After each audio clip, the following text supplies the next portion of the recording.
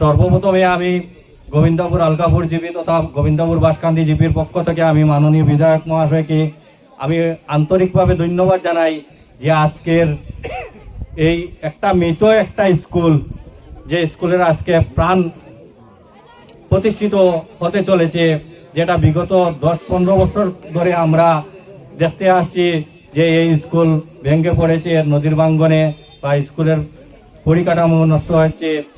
তাই আমরা বিভিন্ন দিক থেকে আন্দোলন বা দাবি করা সত্ত্বেও বিগত উদারবন বিধানসভার মাননীয় বিধায়ক মিহিরকান্তি সুমর কাছে আমরা বিভিন্নভাবে দাবি জানিয়েছি, কিন্তু আমাদের এই স্কুলের কোনো সুরাহা পাইনি। তাই আজকে আমরা খুব খুশি।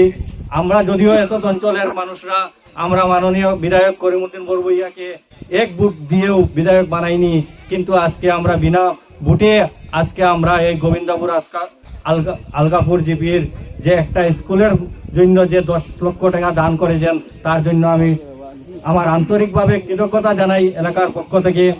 আমি মাননীয় বিধায়ক মহাশয়কে অনুরোধ জানাবো যে আগামী দিনে আশা করি আপনি আবারও আমাদের এই অঞ্চলের সর্বজনের পক্ষ থেকে আশীর্বাদ এবং দোয়া পাবেন, যে এই অঞ্চলের পক্ষে আপনি যেভাবে উদারনৈতিকতার ভিত্তিতে কাজ করে যাচ্ছেন, যেটা আমরা কাছে প্রমাণ আছে যে আমাদের এখানে একটা পিএইচই যেটা সরকারেও পারেননি, ওনার সাহায্যে আমরা মানুষকে জল প্রায় 2-3 মাস থেকে জল খাওয়াচ্ছি। ওনার সাহায্যে উনি 1 লক্ষ টাকা দিয়েছেন, আরও দিবেন বলে আশ্বাস দিয়েছেন। তাই আমরা পেরেছি। আমরা গোবিন্দপুর পয়েন্টে একটা ট্রান্সফরমার পেয়েছি। আমরা গোবিন্দপুরের আগে আরও একটা ট্রান্সফরমার আমরা এনেছি ওই 3-4 মাসের ভিতরে। কিন্তু আমরা বিগত দিনে দেখছি আমরা বিভিন্ন রাজনৈতিক নেতাদের বিভিন্ন দাবি জানানো সত্ত্বেও আমরা এই সমস্যাগুলো আমরা সমাধান করতে পারিনি।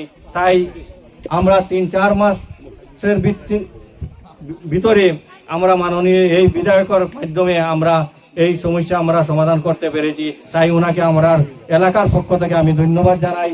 আমি মাননীয় বিধায়ক মহাশয়কে আরও একটি দাবি জানাই এলাকার পক্ষ থেকে, এই অত্র অঞ্চলের যে নদী ভাঙ্গন, এই নদী ভাঙ্গনের জন্য আপনি একটু সচেষ্ট হওয়ার জন্য এখানে একটা প্রোটেকশন স্কিম ধরানোর জন্য।